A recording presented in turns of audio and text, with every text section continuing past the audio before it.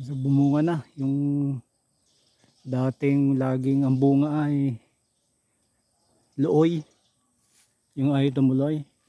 Wala, meron na isa. Hindi naman siguro may makakalibre din dito. Kahit dalawa okay lang, tatlo. So, ang liit lang ng puno kasi nito eh. Nilagyan ko ng yung tayo ng kambing. Yan o.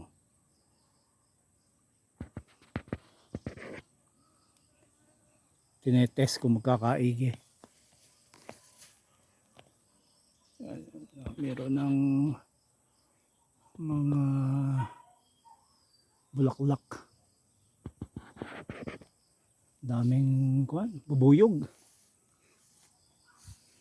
Ito yung isa pang nilagyan ko din eh. Ng abono. Abonong tayo ng kambing yan o.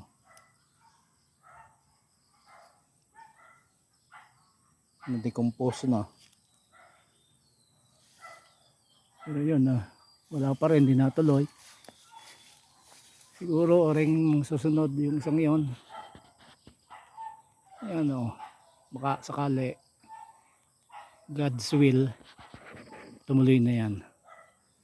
Kasi ito yung mga maliliit ang puno. Nahuli siguro.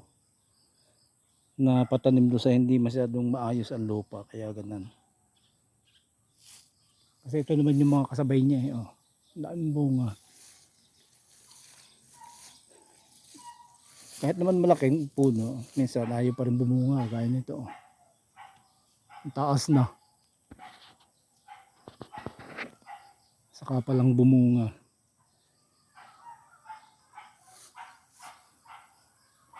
Kasi ito din mataas.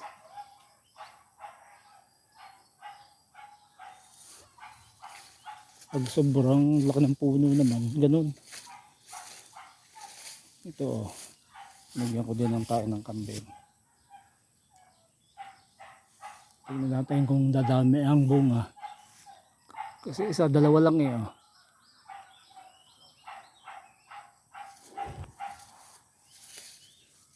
Ito, bumunga na siya, isa.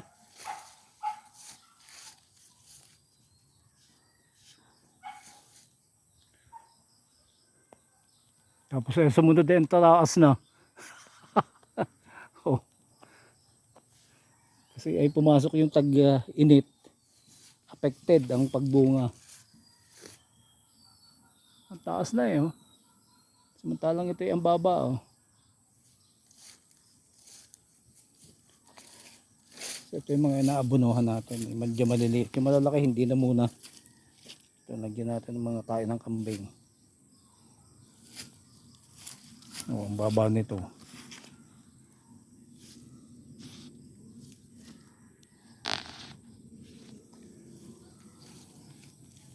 Dami na rin ng bunga.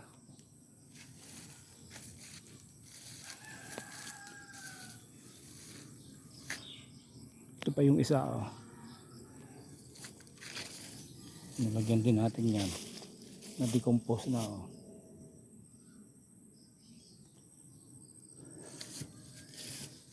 Ito. Inaanay. Inaanay. Ang lansones. Walang bunga. Pambihirang lansones. Kasi matatagal na yan. Napuno. Parang tao na ako, puno na yan. Ito. Mga tuyo na.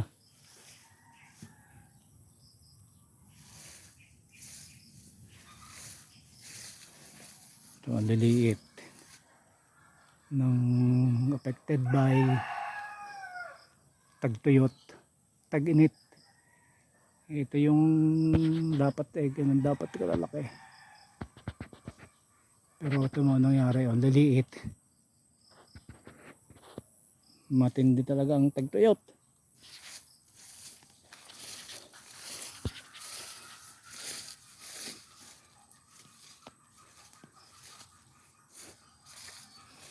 So yun lang at Saka na lang ulit tayo mag-update.